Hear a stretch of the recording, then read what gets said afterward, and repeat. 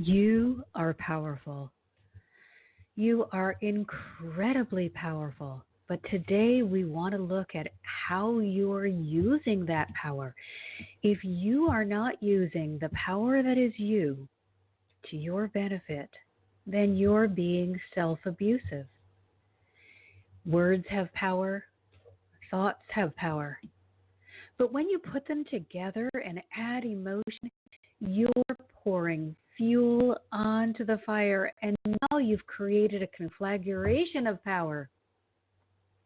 But you've got to know how to use that power.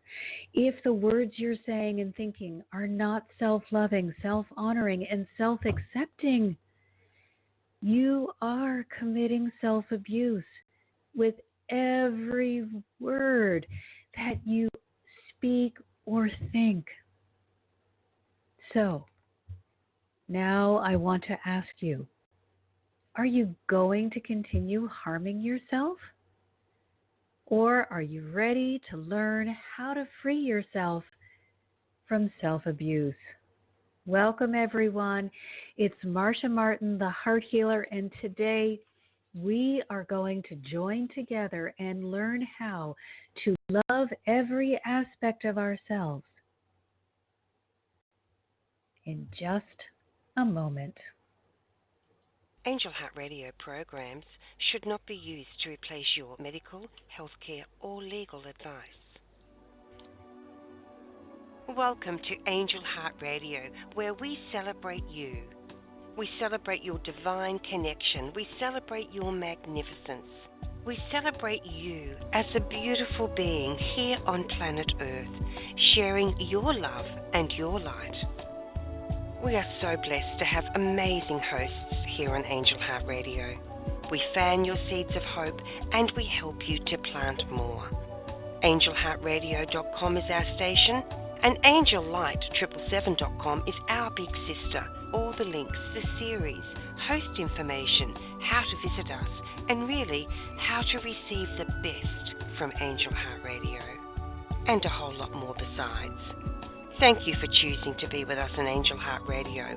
We're so grateful to share with you. Powered by love, Angel Heart Radio is brought to you by AngelLight777.com.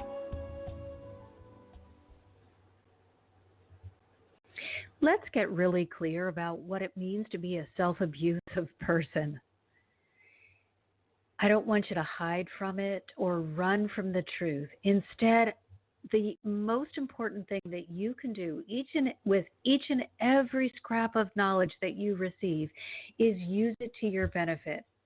Remember, the mountain under the rug continues to grow if you don't address it. But the minute that you walk right up to it, look it in the face and say, I'm not afraid of whatever is hiding under there. I have the tools and the wisdom to handle this. You are able to clear out all of the limiting beliefs and the negative thinking that have been keeping you in a place of restricted growth. You are then able to open yourself and really greet and embody your authentic self. So self-abuse is not limited to the physical. We can overindulge or we can indulge in very strict regulation of our diets or our exercise. But these are, yes, they're abusive, and we don't want to ignore them for sure, but it's not as important as the self-talk and the self-thoughts that you are engaging in.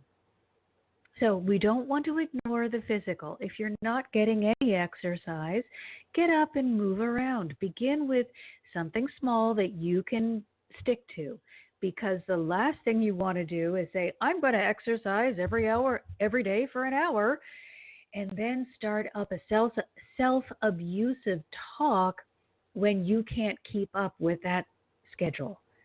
So begin with something that you can do easily so that you get used to being loving and kind with your words. Love yourself regardless of what you're doing.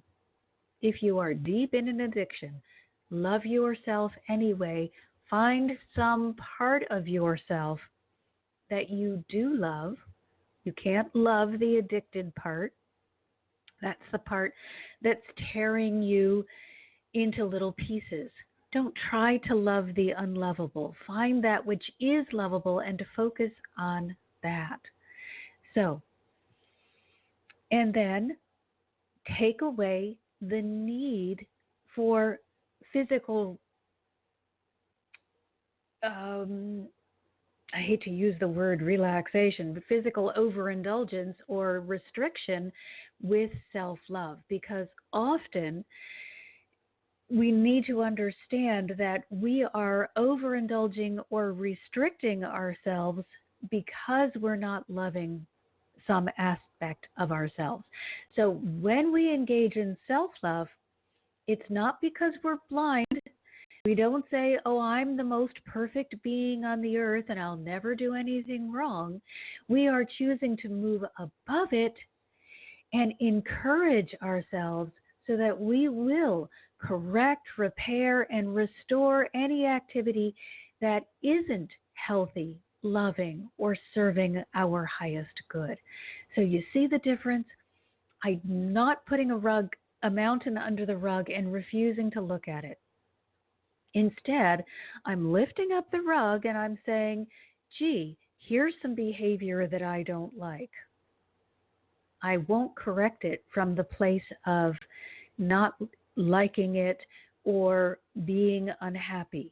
I can only correct and encourage myself to do better from a place of love, joy, and peace. So I'm going to go find the pieces of me that I can love and make a big deal out of them so that I will let go more easily of these behaviors that are unloving, because we cannot hold two conflicting actions at the same time. Two conflicting anything. You can't hold on to two conflicting belief systems. You will be torn in two. You can't hold on to two conflicting actions. You can't be doing something and sitting on the couch. It's impossible. So if you are going to be self-loving, you can't also be completely self-hating. What I want you to do is bring out more fully the part of you that you love as you begin to gradually let go of that behavior that is punishment for the parts of you that you don't like. And let's be really honest, you are punishing yourself. If you are not loving yourself 100% and you are allowing yourself to indulge in activities that you know are self-harming, and that includes your thoughts and your belief system and your words, then you are in that self-abusive cycle. So before we go any further, we have a caller. Let's see if we can use the principles that I am talking about to help the person who's calling to step away from self-abuse. It's always easier when we have a coach or someone looking at you from the outside who can see your beauty and your goodness and your radiance, because we're not caught up in that forest. So that's why it's so important to have someone who can look at you with unconditional love and explain to you what you're not able to see. So 731, how can we help you love yourself more fully? Marcia, hi. Hi, Jeff here. how are Hello. you? Hello. I'm doing better now that I'm sitting here listening to you. Come on now. But yes, I have suffered from abandonment all of my life.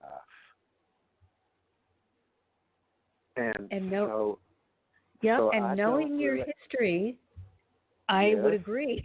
I would agree. And I want to stop you just for a minute and explain to everyone we have to acknowledge when we go through things that are extremely traumatic, you can't get out the whip and be angry with yourself that you're not over it already. But you can participate in other kinds of self-loving activities that will help soften the blow. So it won't be in the forefront of your mind. It won't be the reason why you're getting up in the morning. And you'll eventually be able to just let it slide away as you find more joy. But we never get out the whip. Okay, so please continue. And so, of course, my difficulty is I haven't been shown that much love through my life. And so when I have become older, I find myself not being able to love myself, and in a true sense of the word, and that's so very important. But I just am of lost for a love for myself. It sneaks up on you in the shadow of yourself, you might say. Oh, that's brilliant. Yeah. And you really don't realize that there is an absence of love for yourself in your life as you're going from day to day. And it's sort of in the shadow of yourself, really. It's because it's so deep rooted or something. And I know that the key to successful anything is just learning to love yourself.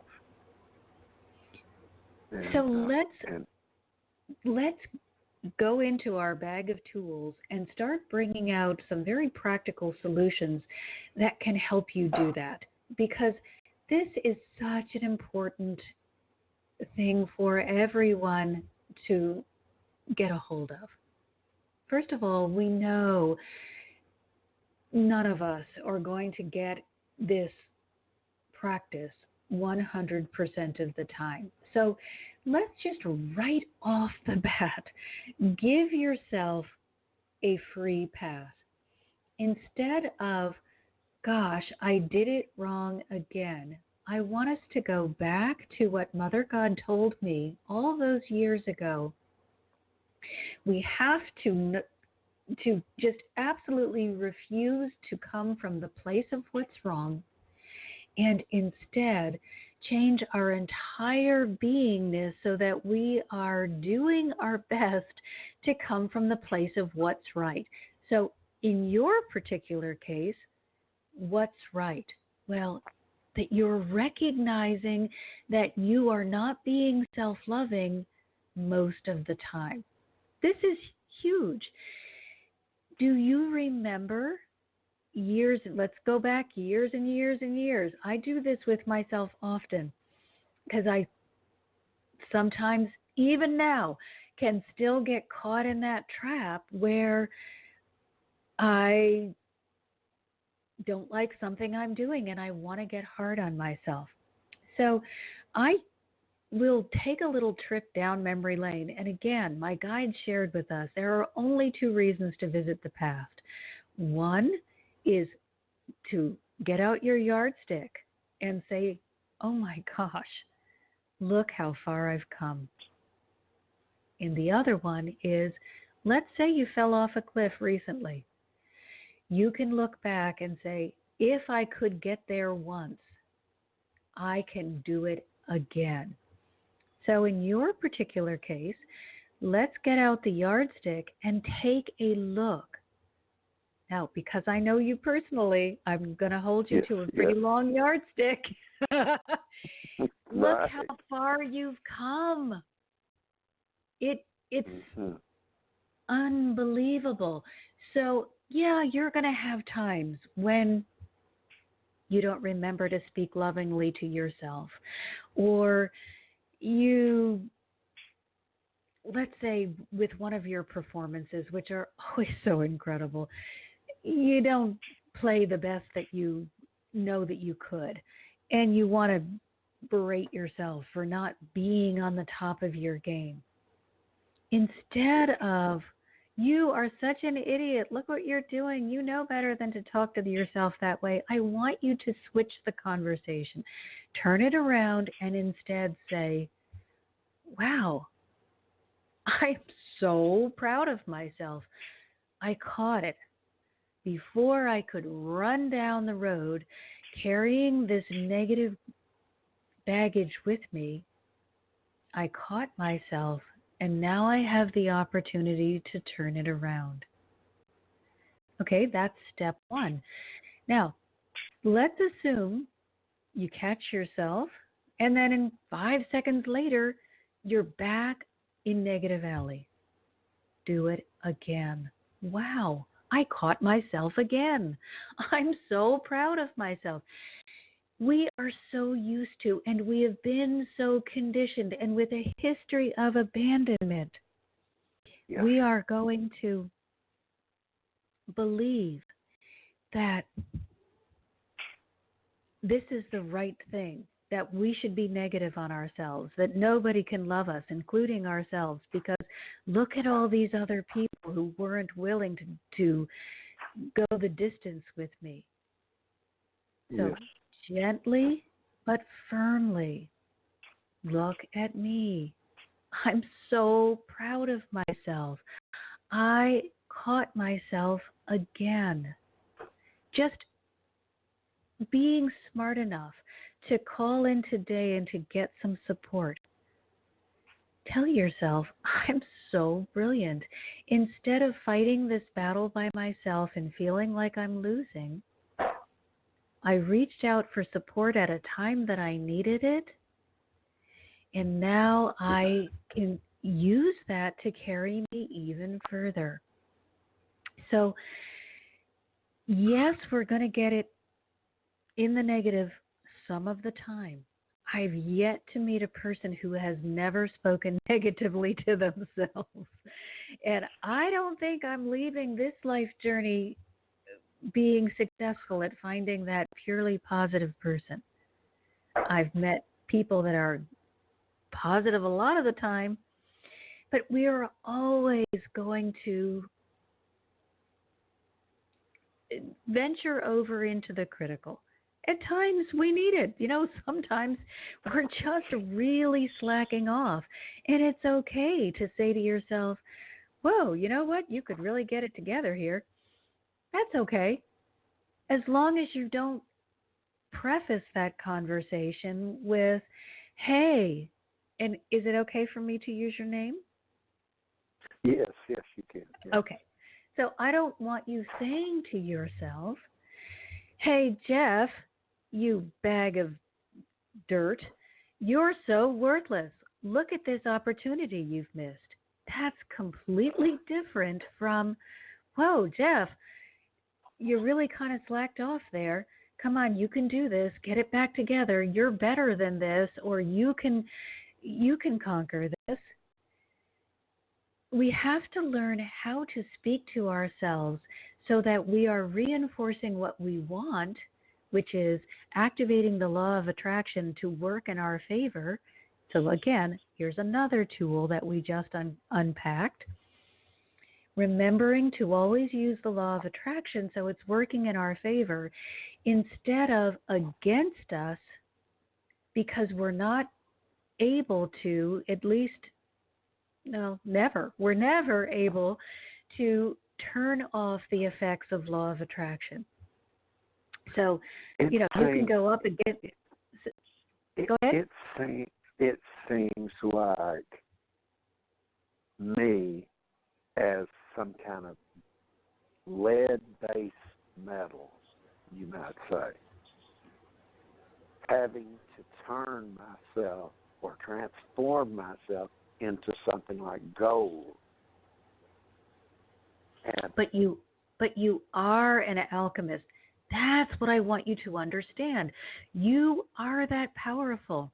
But you must get on the train with me and believe that you are that powerful. You started yes. as... And Marcia, I can tell you that the forces here that around me with alchemy are heavy.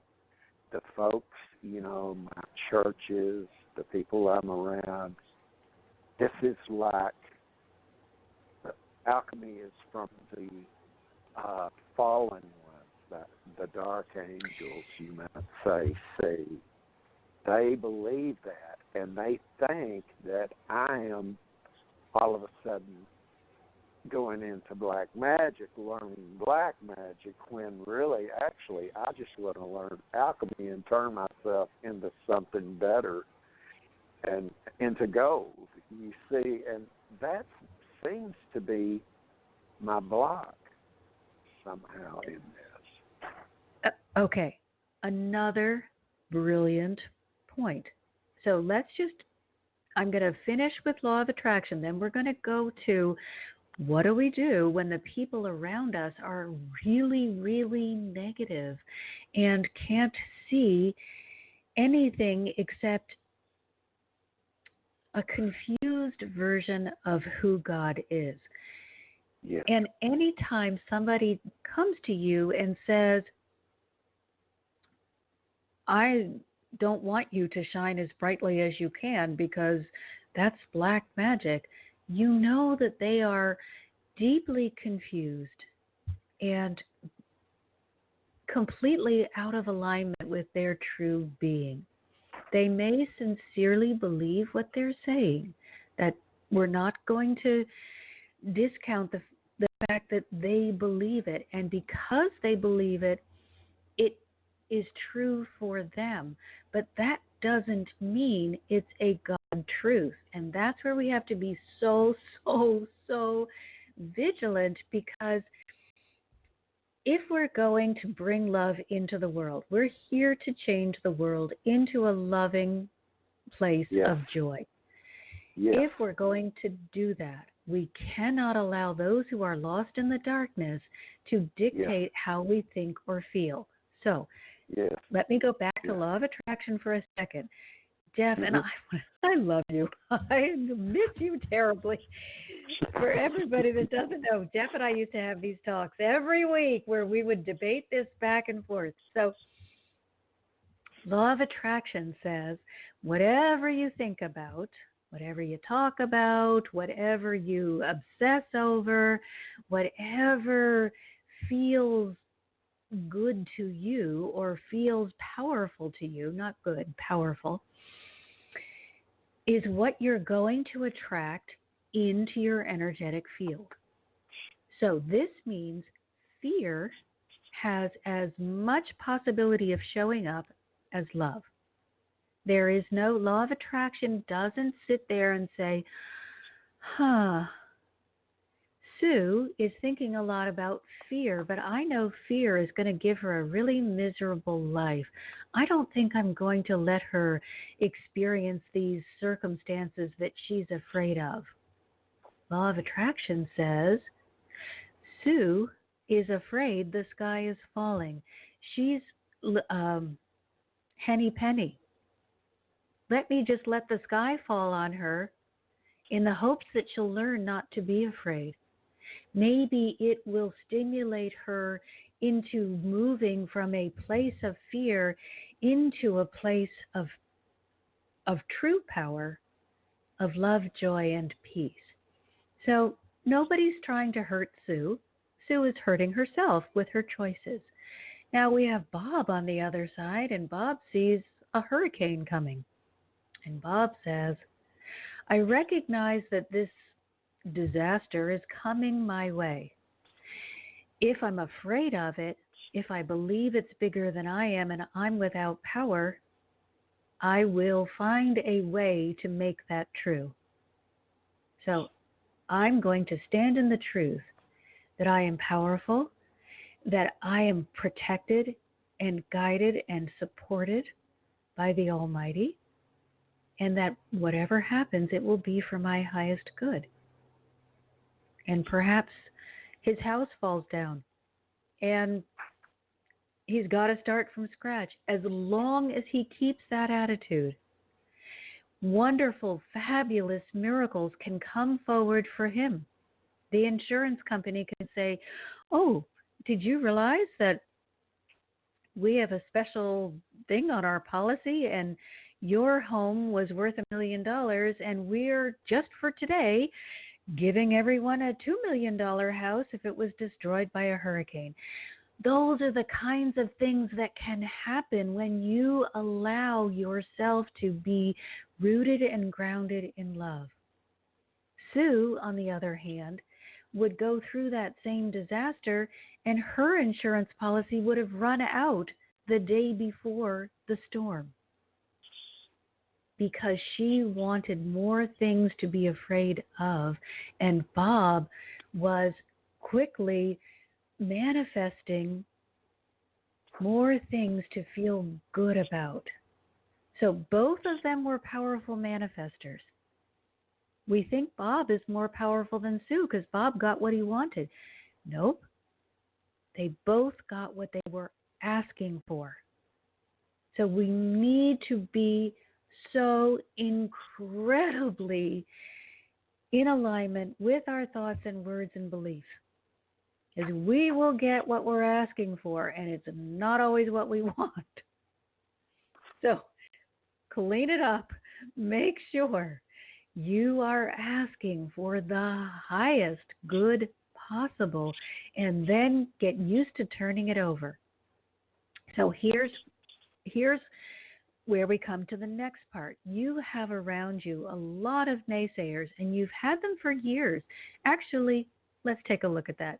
From birth, you walked into an extremely negative home situation that never really improved. But look what you did do. Get out your yardstick. You have been successful throughout your life. No one encouraged you. No one told you it was possible. But you did it anyway. So now we've got a new group of negative people, which tells me you got to raise your vibration even higher.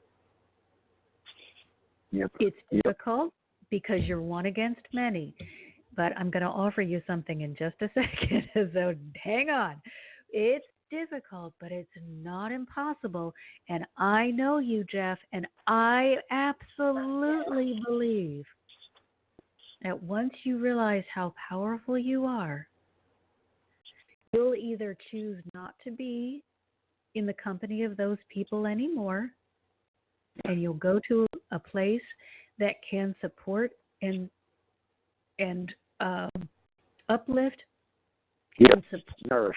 Nourish yep. you. Yes, support you in being that incredible diamond. You were never a piece of lead. You were always a beautiful diamond that got covered over with some dirt. You got some negativity, dirt covered it up. You weren't able to shine as brightly as you wanted to, but you shone anyway, and you did a tremendous amount of good in the world. Now, if people are looking at you and saying, gosh, Jeff, we don't like the power that you are, the good that you represent, the love that you're coming here to bring, it may be time to step away from that group. But don't do it from your humanness, because we can only get it wrong, because then the ego comes in and says, how dare they not love me? We don't know. That's right. Yes. And we're not going to make that decision today, but I am going to help you make that decision. Yes. As I'm going to give you a guideline. But here's the other thing that I want to offer. Now, I have been saying, I've got this community, and of course, I fell right on my face with the technology. So, for real, I put it finally on Patreon. You can go to my website, and it is an opportunity to join like-minded people, and I will be leading healing and manifestation sessions as well as coaching within the community, only for the community. I took it off Facebook that was just confusing and making me cuckoo. We still have our group on Facebook, but this is a place where I can actually talk with you and hear you, and it's much easier for me. So we actually can join together and support each other because we are spread out around the globe, and it can get very lonely. So the reason for the community is to support and love and uplift each other and to receive that in return. We as healers often get a little off balance because we are great about who can I help? And we forget that the other side of that question is who is available to help me? So here's what we're going to do today, Jeff, and that is we're going to ask the question of the divine, who is available to help Jeff? Not just this minute, but where is the group of like-minded people in the physical? So in addition to our Healing Hearts community, I want you to find where you are a group that can love and support you if the people that you're around currently with church are going to stay bound to this belief system that you're the devil because you're shining more brightly than they can, then they either have to join you in your high place of love, joy, and peace, or you'll need to find another group of people who are excited and delighted to see you blossom and grow. Right. So here's what we're going to do. Let's just close our eyes. And here's a beautiful technique that I have been using lately that God gave me when I was just feeling like you, Jeff. I'm just feeling darn frustrated. I don't know how to solve this problem, and I need a physical thing to do with it, God. I can't seem to just give it to you and let it go. It keeps popping back in. So close your eyes. Let's just allow the entire body to relax. And now placing our attention on the higher self point, bringing the energy of the divine in whatever way, shape, or form that speaks to you. So this encompasses all religions and all beliefs, allowing the energy of the divine that's pure and not attached to anyone's ideology. It just is in its most beautiful and pure form of unconditional love and acceptance, bringing that down through the crown. Allow it to penetrate into the midbrain area and begin expanding and elasticizing and really filling that midbrain area, that psychic center that allows us to talk with God. Allow it to really come online. And now move the stream of energy forward to the third eye. And each time we address a different chakra point, it begins spinning in time with universal harmony. So we are lining our being up completely with that which is for our highest good. And now back through the midbrain, back to the nape of the neck. It's the Ultima Major chakra. It's another portal, connection, place of unification. Forward to the throat chakra. And now down to the thymus, located midway between the throat and the heart. Down to the heart. Allow the energy to spread in every direction and be as expansive as it wants to be. That's your power center. And now down to the solar plexus. Remember the power of I am. I am a brilliant, magical, majestic being of love. To the sacrum, the root, extending down through the pranic tube and blessing the earth and everything in it and on it. We allow this energy to go deep into the heart of Mother Earth, sharing the unconditional love of God for complete healing of the earth. As we receive in return, remember balance, giving and receiving, we receive in return the ability to renew and restore ourselves in every situation. Bringing it up through the pranic tube, we bless first the root, the sacrum, solar plexus, heart, thymus, throat, nape of the neck, midbrain area, third eye, crown, and now bringing it up through the higher self point. We give it as a gift of gratitude to God. Now, God, in their complete knowing, in their wisdom, in their understanding of unconditional love, which is fuller and deeper and broader than ours ever can be, sends it out to all universes known and unknown, down upon the earth and everything in it and on it. But the most sacred portion of this energy comes directly down through your higher self point into the heart space.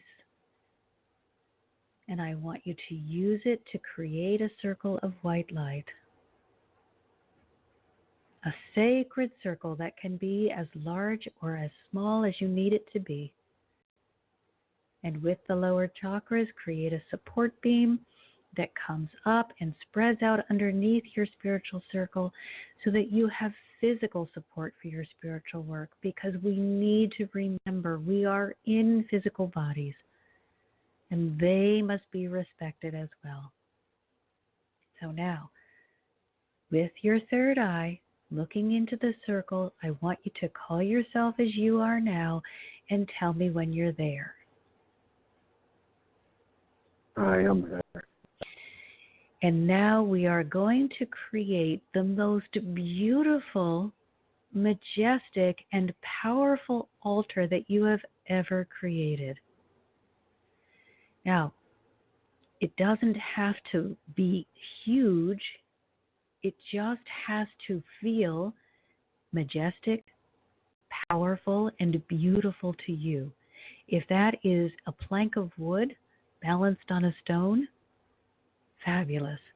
If it's ornate and tall and takes up an entire room, also fabulous. It's whatever speaks to your heart. We must remember we can only approach God from what feels good to us. So do me a favor. Yes. And do you want to share what your altar looks like with us? It's the threefold flame. Okay. And So it's twisting in a circular motion. Yeah. oh, I love it because that's perfect balance. The yin and the yang is that circle, that giving and receiving. So already you're releasing the need to understand and giving it to God. But we're going to do one more thing. And I happen to use this as I was just in that time period before the show airs. I always spend some time in meditative prayer. And I just did this. So they told me something new about the process that I want to share with you. So now I want you to get a bowl. And it can be of any material you choose, but plastic, because we're going to burn something in it. So plastic would not be appropriate. Mm-hmm. So there's a plastic bowl. Let me go see what I can find. No, it doesn't. This is in your mind. Oh, okay. We're not really doing it this time. Now, we can do this. I'm so glad you said that, because you can do this. So you can have an altar that is in your energetic space and an altar that is in your physical space, and you can do this in the physical if you feel that you're not able to get the result just energetically. But we're just in the energetic right now. So, like, my bowl happens to be brass in this for the purpose of this tool. But I don't own a brass bowl, so it would not be brass if I were choosing to do this in the physical. So, do you have a bowl? Yes. Yes. All righty. Now, I want you to, again, this is only in your mind, but you can do this in the physical later. Get out a piece of paper and a pen and begin writing down all of the things that are really weighing you down. So that would include people at church not understanding that your goal is to bring them into a place of love, joy, and peace. And the hurt that you're feeling when they look at you as though you're descending into hell when you know that you're climbing into heaven. And whatever other things may be weighing heavy on your mind, see yourself writing them down. And now, take your time and tell me when you're finished.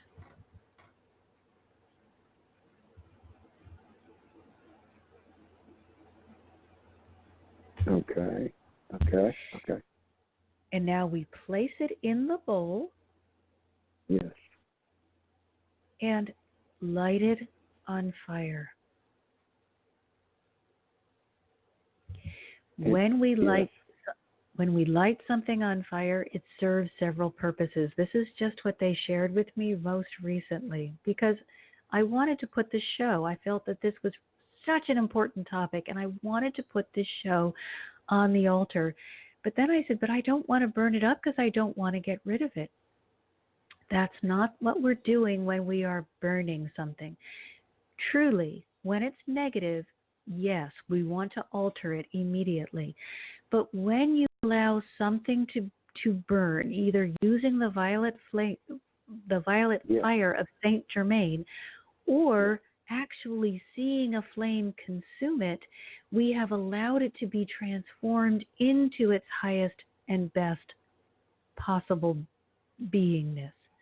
We are letting go of our attachment to it, and we are saying, here, God, take this, fix it, and give it back to me in a form that will serve my highest good. Beautiful. So, yes. We are not going to solve this problem today. God is in the process of solving it for you and delivering you the answer. So all we're going to do is stay in the place of certainty and absolute joy that this pretty annoying situation is about to be resolved in a way that it won't hurt other people that you love. Yes. And it will still be for your highest good. Because whenever we give anything to God, it comes back in a way that is for the highest good of everyone. That's one of the ways we know when the ego is up to tricks and we're not successful at giving it to God, when we held on to it. Because if an answer should ever come back and you're told, oh, who cares about those other people or about people that you hold dear? Just do what you want to do. That's just ego silliness. God would find a way so that everybody was served to their highest capacity. It may not mean that all the people at church suddenly say, wow, we didn't realize what you were sharing with us, Jeff. They may stay in the darkness, but it may be the catalyst they need to go searching for loving truth instead of painful, hurtful belief systems that keep them trapped in the darkness. So we don't ever judge, we just test in our heart space. When you receive the answer, if you're not sure it's from God, go into the heart again, several deep breaths so that you're coming from a place of loving calm. And then ask yourself, does this answer address the highest good of all concerned, or has my ego jumped in the mix? You will know absolutely. Most people get a weird feeling in their gut when it's an ego attachment, when it's a lie, when it's deceit, when something is off. Yes.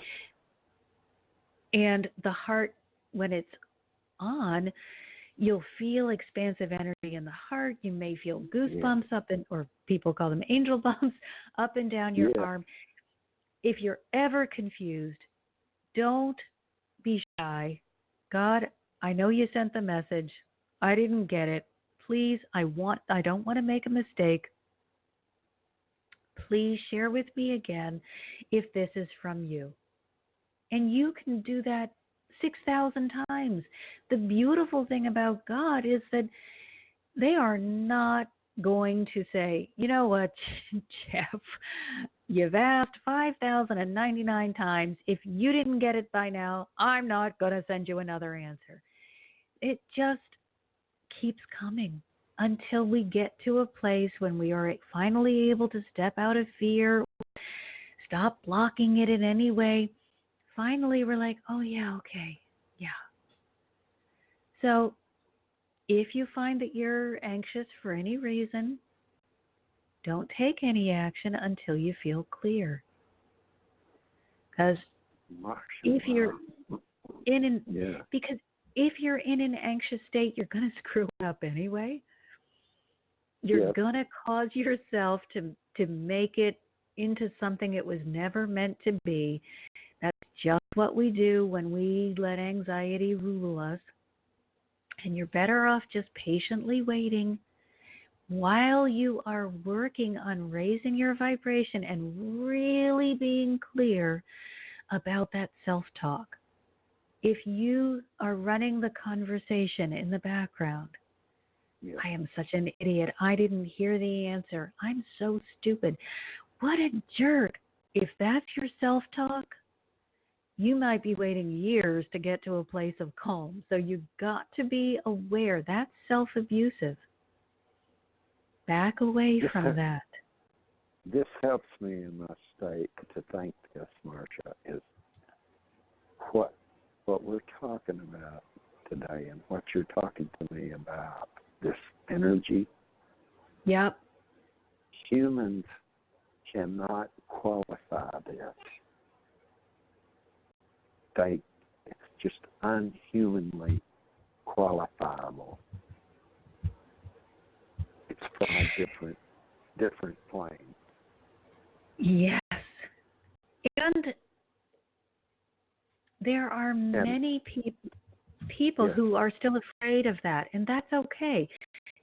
But what I have learned is I can use up all of my energy, all of my strength, all of my goodwill trying to get them to do something they're not ready to do. Or I can say, God, is this the time for me to walk away? Do you want me serving somewhere else? Knowing that when they are ready, God will send me or someone else back to them. See, I think what God's telling me is to learn unconditional love for them, because what me and you are talking about here is unqualifiable to them. They just don't grasp it, and they can't. And so that allows you to have compassion on them and to forgive them for the way they are. Yeah. You must have compassion. You must forgive them. Jesus, the best example, forgive them, Father, for they know not what they do. They don't understand. However, keep yourself open to receiving the answer from God, because if it is hurting you to stay there, if you need support and it's just wearing away at your spirit, you're not doing yourself, you're not loving yourself. So I've told most of my brothers and sisters that I'm on a spiritual journey, and I'm being taught alternative orthodox that doesn't necessarily fit within the orthodox of my believers. And so they allow me to sort of, at an arm's length, stay within the fellowship of the believers. But I'm getting to where, maybe there's nothing much there for me anymore, But still. But hang on just a minute. Yes. Let's hear what you said. They're allowing me to stay at arm's length. That's not loving. That is not self-loving, and that is not love coming from them. No, now, they don't understand. They don't, and they are, and you keeping yourself in that position, if you're not able, you can be in a position where everyone around you is negative if you are already in a state of love, joy, and peace, and they are not affecting you. But if they are dragging you down or making you feel less than in some way, you either have to counteract what they're doing with other activities that do fill you up, or separate from them. And God will show you what is your best course of action that will not leave you feeling guilty or like you are a quitter or just not worthy. Now, it seems like I shouldn't quit them. I don't know. I just don't feel like that I should just quit. QUIT should not be in my vocabulary. I guess. Okay, but hold on. I don't know. Hold on, because let's take a look again. If we are holding ourselves in a situation that is unloving, it's not quitting, it is choosing to win in another place. Yes, so you're right. We have to be so careful. I have been in many situations where I felt that I needed to stay. I was obligated. They didn't have anyone else, and I get this whole big story of why it was acceptable for me to be in a self-abusive situation. And after doing something similar, I didn't have this tool at that time, but I did another tool. God showed me the truth about the situation, and I was released from it. So let God show you whether you are in divine alignment by staying there. Yes. Or whether you are in a place of persecution by staying there. Again, we're not going to make the judgment. But when we assume that we have to be there, even though it doesn't feel loving, we must go to God and ask them to help us see, what's true? What is the truth? Am I seeing it correctly? Do you want me here? Is this a way in which I should be providing loving service? Or is this me just beating myself up because my abandonment history can be, the buzzer on the door can be pressed if we're not careful. I just had that happen to me a little while ago. I fell for something, and I was like, you know what, girl? You let the buzzer get pressed. Yep. You let them lead you down a path that you knew you shouldn't be on, believing that you were somehow the rescue 911 provider when you really had no business being there at all. Another wonderful lesson on my journey toward enlightenment of, there are times when we really shouldn't be there. Wow. And it okay. Seems like I've cut the umbilical cord, but I'm just standing there. Looking at myself with the scissors and saying, did I actually do that? And I'm wondering, did I quit? I'm standing there, and I guess that's the spot that I'm in. Is I really, I hate to say this, Marcia, is that I have cut the umbilical cord, or at least as far as I can imagine it. I don't feel like there's any love there, really. And I'm wondering that if it's something with me and my abandonment. Here I am, I'm abandoning them, and so vice versa, I get abandoned, Again, so law of attraction, working off your fear. Let's just change the wording.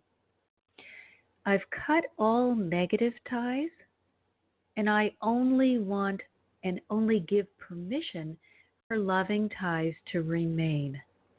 God, yes. Please show me if this is the place that you want me to serve, or whether you yes. have another place that would be better for me. You're not quitting. You're not abandoning. You are following God's direction for the highest good of all concerned. That sometimes means that we move beyond people and places. Yep. But we don't, God abandons no one. And if you're under God's protection and guidance, which you are, and as is everyone else, you will not do anything in the spirit of abandonment or fear, but out of love and a desire to serve. Yes, yes. So it's just rephrasing, it's just reframing it away from the thing that caused you pain because you stepped out of that place. Yes. But it's still in your vocabulary. We know we can't lose it ever completely, and if we're not careful, just like it happened to me, I wasn't really paying attention. Yeah. And I realized they had used all the trigger words necessary to send me right down into the place where I would do what they wanted, which was not really for the highest good. And Right.